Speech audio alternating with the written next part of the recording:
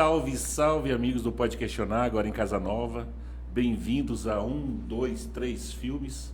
Obrigado ao Araújo, obrigado ao Dani pela recepção, pelo trabalho, pelo cuidado com o nosso podcast. Esse podcast é uma iniciativa de jornalismo independente, de conteúdo, para gente de conteúdo. E não por isso, não por acaso, eu estou recebendo aqui uma mulher genial. Uma escritora genial, uma das mais talentosas canetas ou teclados, né, hoje em dia, de Mato Grosso do Sul. Estou recebendo a escritora recém-premiada, vamos falar disso daqui a pouco, Lucilene Machado. Tudo bem, Lucilene?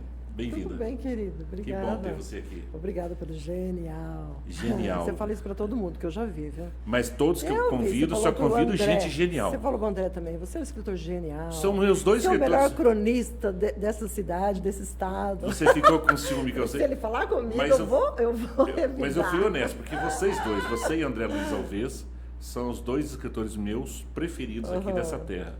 Eu te leio toda semana. Não, o André eu não leio. Não li a crônica do Botafogo dele ainda, mas a sua eu sempre leio. Até porque eu já sei de cor aquele discurso dele do Botafogo. Não é novo. Discurso de perdedor. Dá dó, não dá? Dá, ele chora. E esse Botafogo, meu Deus, não tem Botafogo jeito. é para o sofredor. Silene, você Sabe acabou... que eu já escrevi crônicas de futebol? Me Isso interessa. você não sabia. Quero saber. Já escrevi, mas faz muito tempo. Vamos recuperar essa época... Ó, lançar um livrinho só com crônicas de futebol. Imagina, não, numa época da Copa, em que eu lembro que o seu Barbosa me contratou para escrever crônicas de futebol depois dos jogos, que eram os Jogos do Brasil. Os Jogos do Brasil. Então eu escrevia, logo que terminava o jogo, eu escrevia uma crônica e aí mandava para o Correio do Estado. Mas você gosta de futebol? Gosto, assim, sabe que é o eu não sei muito não, mas meus filhos sabiam, né? Então eu falava, olha... Você tinha uma assessoria. Os dois meninos que eram crianças na época era. Aposto que era o suficiente. Não, mas eu sei um pouco de futebol, viu? Isso é muito bom. Todos nós sabemos, todo o Brasil. Sabemos. Eu já acompanhei, agora não mais, mas já acompanhei bastante, assim, futebol. Eu gosto das jogadas, assim, da arte, né? Tem uma dinâmica, né, artística. Qual que é o seu time preferido?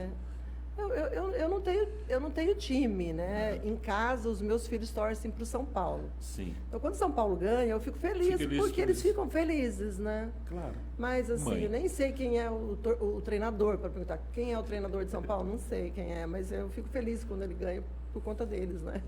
Você acabou de ser premiada, recebeu um prêmio nacional, o prêmio Maria Carolina de Jesus, é isso? Isso. Um prêmio importante para a literatura. Bastante importante. Mulheres Estendidas ao Sol, sua obra. Primeiro fala dessa obra. O que é Mulheres Estendidas ao Sol? São contos, são textos, são uma novela, são poesia? Crônicas, eu ganhei na categoria Crônicas, né? Claro, você é minha cronista preferida no Mato Grosso do Sul. E são crônicas, é uma compilação de crônicas inéditas, né? Que eu me lembro que em abril um ex-professor meu de doutorado me mandou o edital e falou, olha, é bom você se inscrever nesse edital, tal. Aí eu olhei assim e falei, puxa, precisa ter 50 páginas, né? No mínimo, teria que ter 50 páginas. E aí eu falei, nossa, 50 páginas vão ser 25 crônicas, né? No mínimo. E aí eu vou ver se eu tenho algumas inéditas. Aí eu comecei a juntar as crônicas que eu tinha, assim, que eram inéditas, e escrevi mais algumas até chegar nesse todas número. Inéditas para o público. Todas inéditas, Claro. E aí, quando chegou o número, quando deu 51 páginas, aí eu fechei e falei, é esse daqui, vai. Publicou o livro. Aí foi em junho eu me inscrevi, né? Não pode ser publicado, é inédito. Você manda. Absolutamente inédito. Aí eu mandei, fiz minha inscrição no final de junho, bem no limite assim, da inscrição. Aí mandei. E aí eu fiquei surpresa quando um amigo me ligou, um amigo de Mato Grosso me ligou e falou, olha, você está entre as finalistas. Aí eu falei, nossa, eu nem estou sabendo. Aí fui olhar, vi que estava mesmo. Aí agora saiu o resultado final. E para mim assim, é muito importante, porque além, né, de ter chegado em primeiro lugar, eu tive a nota máxima, né? Eu tive a nota máxima, então é como se legitimasse a sua maneira de escrever, né? Quem Porque julga? você sempre fica... Você sabe quem que era a banca, jogador? Não sei. Não sei. Certamente muito criteriosa, né? Um prêmio importantíssimo. Eram 3 jurados, eu sei que na primeira seleção eram 3 jurados. Sim. E imagino que os 3 leram separadamente, como é que a gente lê, né? E os 3 atribuíram nota máxima. Então, é uma forma de legitimação, né? É isso. Porque você escreve, você sempre fica pensando, será que o que eu estou escrevendo tem uma forma que agrada? Tem uma forma que agrada? Porque eu sempre tento criar maneiras diferentes de dizer as coisas. Que é a arte, né? A arte é você falar o que todo mundo fala, mas de uma maneira diferente, principalmente a crônica, porque a crônica está contando historinhas, né? Está relatando fatos, está fazendo uma reflexão a respeito de determinadas situações, determinadas circunstâncias. E se você não cria uma maneira diferente de falar, fica igual, né? Não tem arte. E às vezes eu vou um pouco a mais, né? Eu vou um pouco a mais. Então, a minha crônica, ela tem uma poética a mais do que as outras que a gente costuma ler. Né? Eu ia dizer que você não tem um estilo exatamente definido. Você coloca estilos dentro do estilo, né? Uma impressão minha. É poema, é conto, é novela? Não. O estilo é uma mistura disso tudo que você está falando, né? Exato. A mistura disso tudo é um estilo. Esse meu estilo, porque eu lembro que um professor que era da Academia de Letras, aqui em Sul Mato Grossense de Letras, o professor Eupídio Reis, que foi presidente da Academia de Letras, não sei se você chegou a conhecê-lo. Sim. Eu me lembro que ele dava umas aulas na academia, e eu frequentei umas aulas, e aí ele falou para mim, você já tem um estilo. E aí eu fiquei pensando, será que eu tenho estilo mesmo? Porque o que você precisa é um estilo, né? No momento que você cria o seu estilo, aí todo mundo já sabe, se lê uma crônica minha, imagina as pessoas aqui do estado que me acompanham, se lê uma crônica minha e tiver sem nome, elas vão imaginar que essa crônica seja minha. Eu ia dizer que eu já estou nessa etapa aí. Já está nessa, né? Eu já li alguns textos, falei, esse texto é da Lucilene. Às vezes até não era, mas geralmente Isso é o estilo, né? Esse é o estilo. Eu escuto falar que a Lucilene, ela é a nossa Clarice Lispector. É isso? Eu já ouvi várias vezes. Quem me dera. Né? Não, você tem uma ponta de Clarice, tem sim. Eu tenho uma influência de Clarice, né? Eu não posso negar isso, devo ter influência, embora eu mesma, quando estou lendo os textos, eu não percebo, eu não sei aonde aparece a Clarice. Mas as pessoas que leem falam, né? E se elas falam é porque elas estão fazendo essa relação. E eu li muito Clarice, né? Eu li muito Clarice. A maior leitura da minha vida é a Clarice. Por conta disso, obviamente, ela deve aparecer nos meus textos de alguma maneira, né? Eu comecei a ler Clarice. Eu li na escola, como todo mundo leu, né? Felicidade Clandestina, todo mundo leu na escola. Hora da Estrela. Hora da Estrela e tal. Mas eu fui ler mesmo firmemente Clarice depois que eu tive os meus filhos. Eu tive filhos, assim, muito nova, muito jovem, né? Eu casei com 17 anos. E eu me sentia assim muito preocupada com a criação dos meus filhos, assim, era uma responsabilidade muito grande para mim. E aí eu falei, vou comprar um livro para eu ler, né, para ver como educar essas crianças. E aí eu me lembro que eu fui na livraria e vi lá Laços de Família, e eu comprei Laços de Família, que era da Clarice. E Laços de Família não tem nada a ver com família, muito. Exatamente, não tem nada a ver com família. Não ajudou tanto na criação dos meninos. Mas eu comecei a ler e começou aquele discurso, ele começou a penetrar em mim de uma forma que eu acho que nenhum outro havia penetrado, né? Eu tinha que fazer um pacto com ela, era uma mulher que me pedia um pacto ali, ou você vai comigo, ou você não vai. E eu comecei a ceder, né? Eu comecei a ir com ela e pensar para onde ela está me levando, né? Para onde ela vai me levar.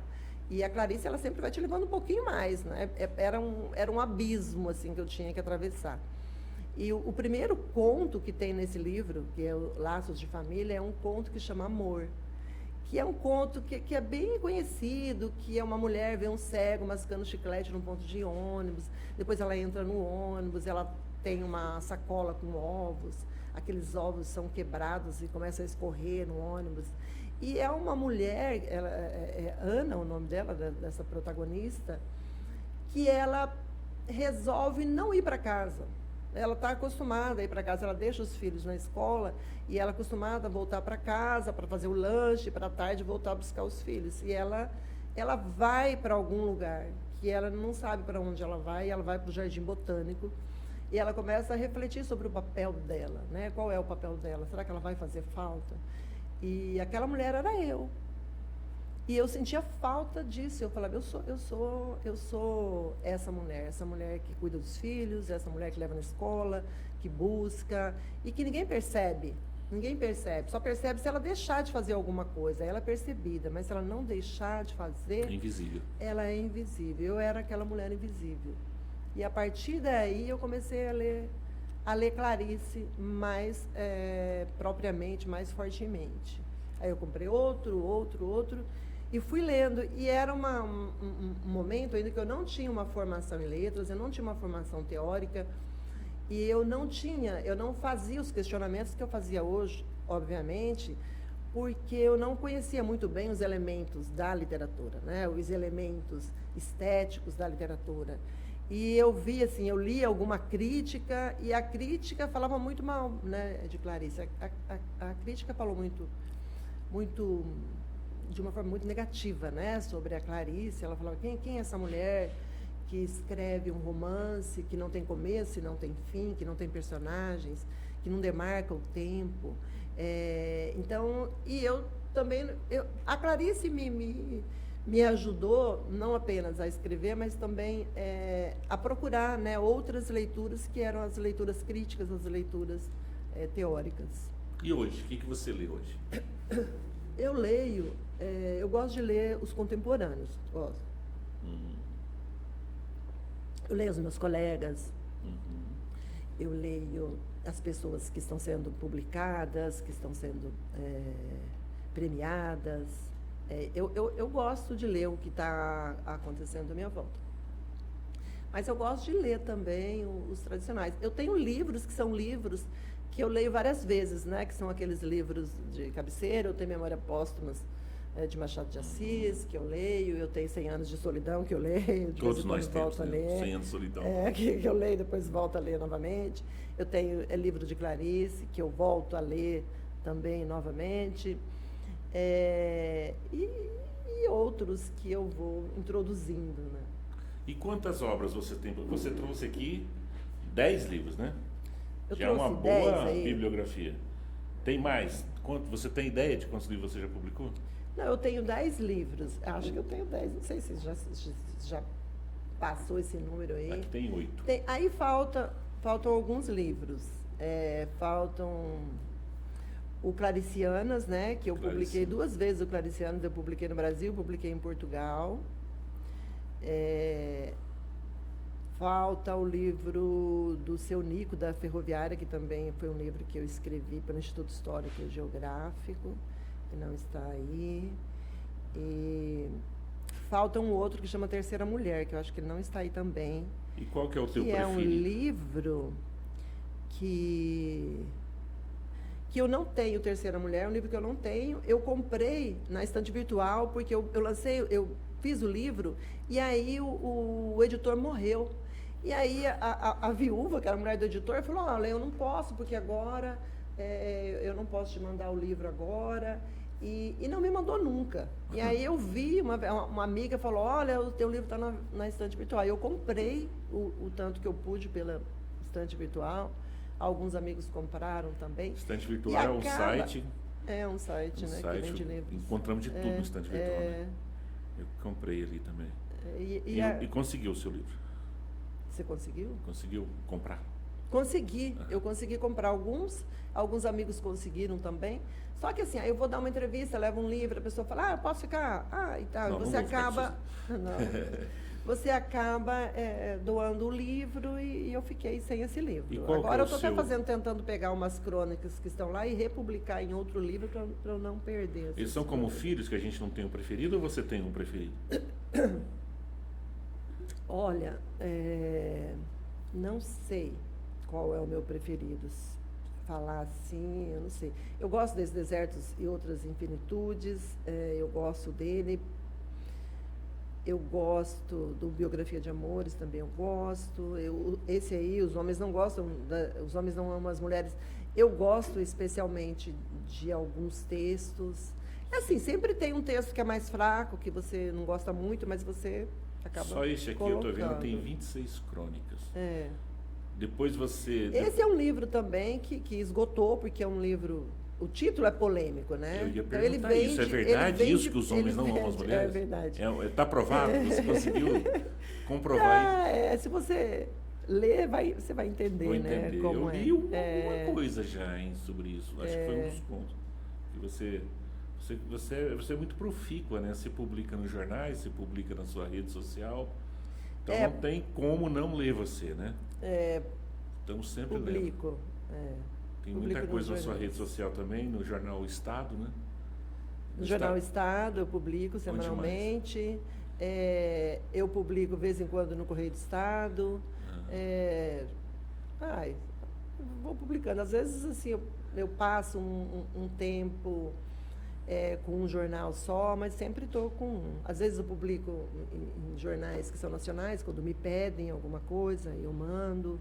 Revistas, né? As revistas sempre pedem. Tem a revista da UB também, que eu sou editora, eu sempre tenho que escrever alguma coisa. UB é a União lá, Brasileira dos Escritores. É a União Brasileira dos Escritores. E vocês têm um escritório aqui em Mato Grosso do Sul, uma representatividade, Temos, né? Bastante. A UBMS, bastante ativa, né? Que eu sou presidente até o final deste ano. Você é atual presidente. Presidente ou presidenta? Não sei. Tanto faz. E assim, você está com alguma coisa nova lá no seu computador? Está prevendo algum novo lançamento, algo assim? Tem esse livro, né, que foi premiado, que ele será... Sim, mas você já escreveu, né? Você só vai publicar, né? Editar. E tem outras crônicas que está vindo aí. Eu tenho um romance também que está parado, que eu nunca publiquei, que está parado, é um romance. E eu fiz uma edição dele, depois eu perdi a edição quando fui salvar, e eu fiquei meio desanimada, deixei ele de lado, tenho que retomar novamente para publicá-lo.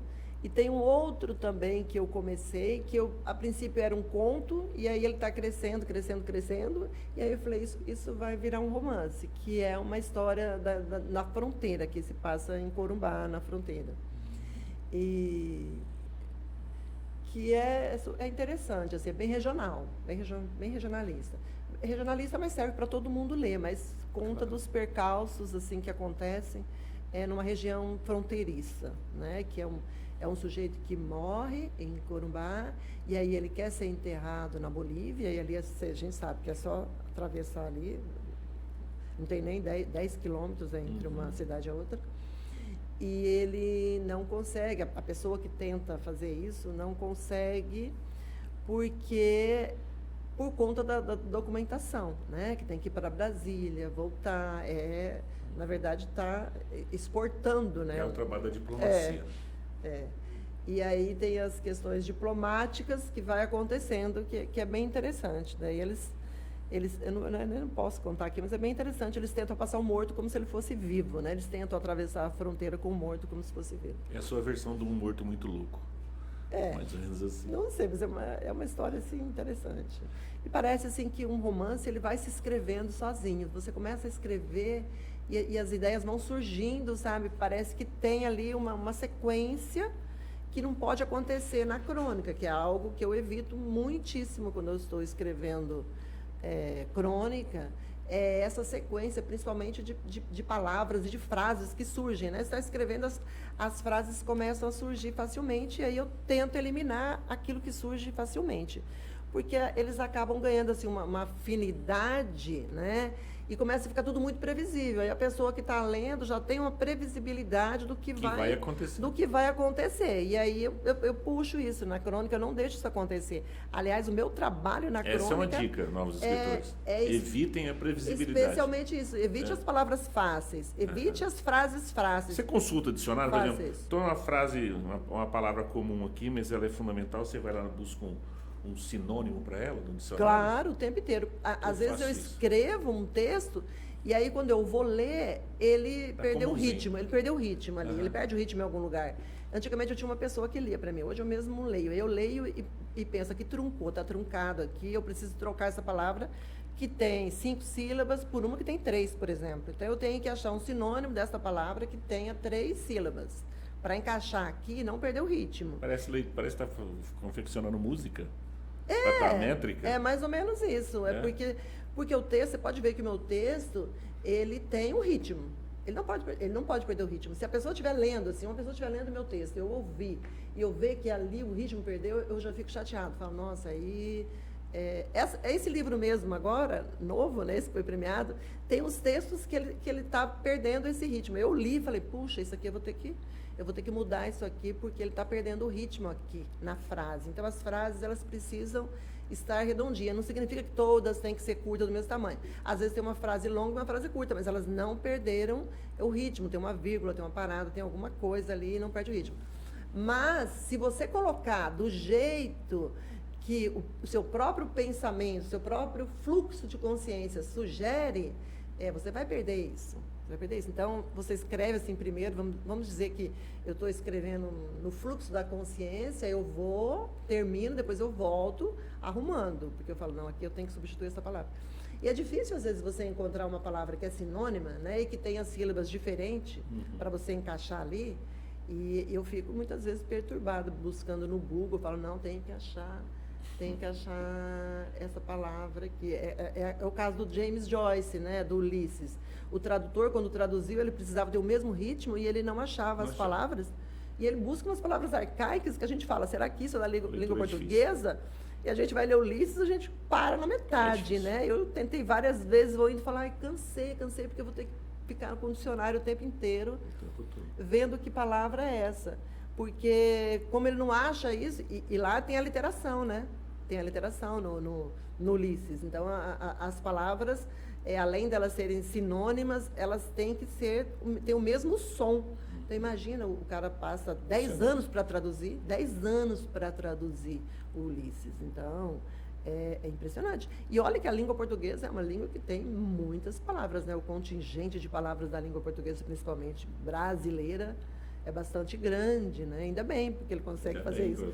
Só que a gente não consegue ler, né? Porque a gente fala, nossa, parece que estou lendo em outra língua, né? Agora eu acho que você tem vou usar o termo sorte, né?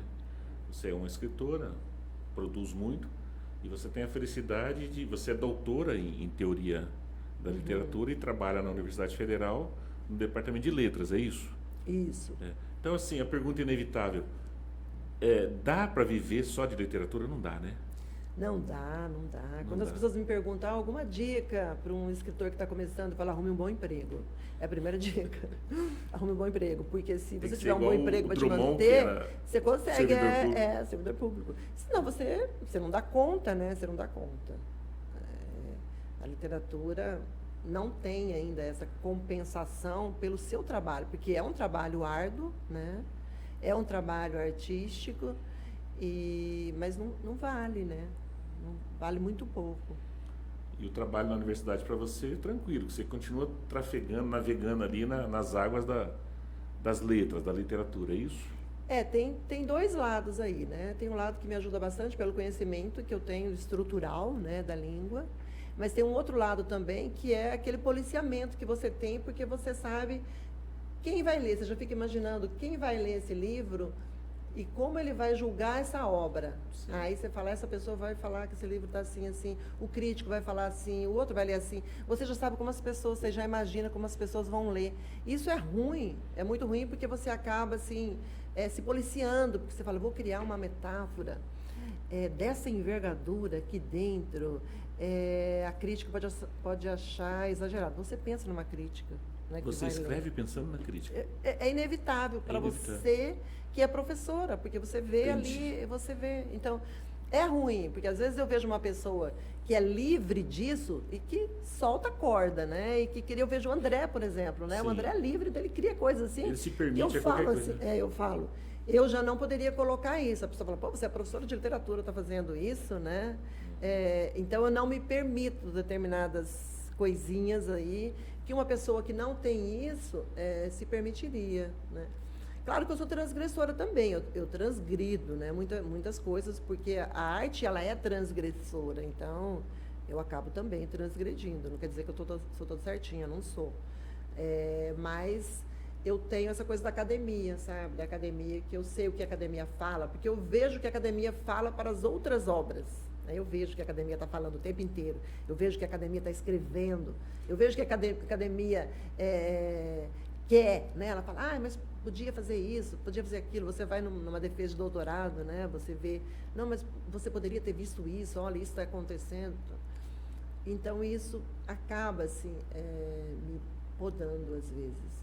Tem esse lado que é um lado não muito positivo, eu acho. Mas tem isso dois lados. Você é uma escritora genial, pode ficar tranquilo. Obrigada. E aí, no final do ano, sem esse papo de depende da pessoa, que isso aí não cola. O que você sugere aí, se eu quiser presentear alguém, com o livro, o que você viria na tua mente agora? Tem tal obra, comprar um livro para alguém no final do ano, o que você sugere?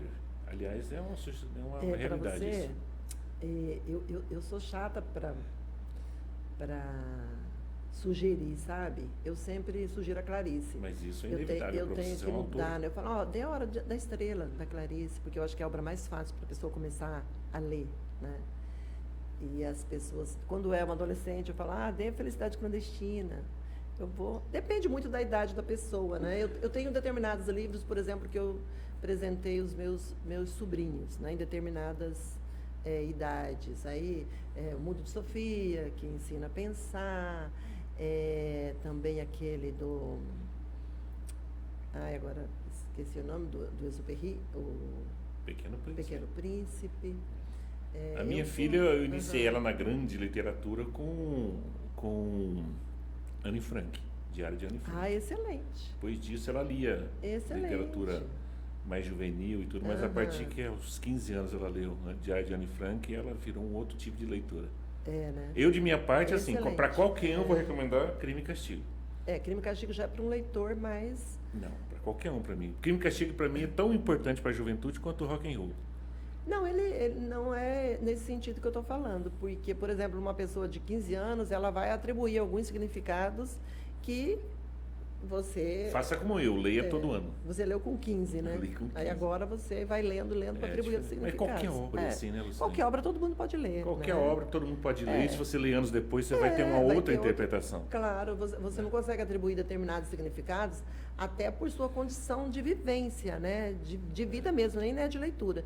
Mas se você continuar lendo, você vai ter uma atribuição de valores muito maior do que aquela que você leu. Quando você para ter, né? É para ter. Porque senão você não cresceu, né? Você fala, não consigo fazer isso porque você não cresceu. E assim, você é presidente da UB, União Brasileira dos Escritores, em Mato Grosso do Sul. Dá para dizer que a literatura sul-mato-grossense ela é poderosa, ela é produtiva, profícua? Não sei, eu acho que é uma literatura que ainda está se formando, sabe? É uma literatura ainda... Tem jovens escritores surgindo aí. Informação. Até porque a gente dividiu, né, do Mato Grosso, e aquela parte que era do Mato Grosso ficou muito para lá, né? E nós ficamos aqui com Manuel de Barros, Lobivar Matos, que é ali a formação, a célula, né, da nossa literatura. Então, a partir deles que a gente foi ali crescendo, desenvolvendo... E a gente está ainda com uma literatura ainda em formação. Mas nós temos bons escritores, temos jovens agora, né? Pois é. Jovens escrevendo muito bem, muito bem. Tem uns meninos aí que vêm escrevendo muito bem. Isso é muito bom, né? A gente precisa mostrar, a gente precisa aparecer também, né, no cenário nacional. Não tenho dúvida, tem muito a crescer ainda. É isso então, Lucilene. Obrigado por você ter vindo aqui, dispor seu tempo. Já acabamos. Senão a gente vai chatear as pessoas.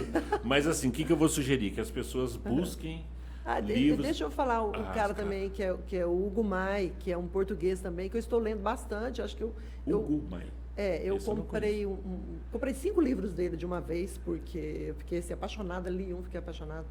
E eu li um livro chamado Máquina de Fazer Espanhóis. E aí falei, o cara escreveu um livro com esse título, eu vou comprar só pelo título. Pelo título, encanta. E depois eu fui comprando... igual os teus livros, os títulos são incríveis. Comprando outros, e é um sujeito contemporâneo, né? Tem mais ou menos a minha idade, e português, e vem muito ao Brasil.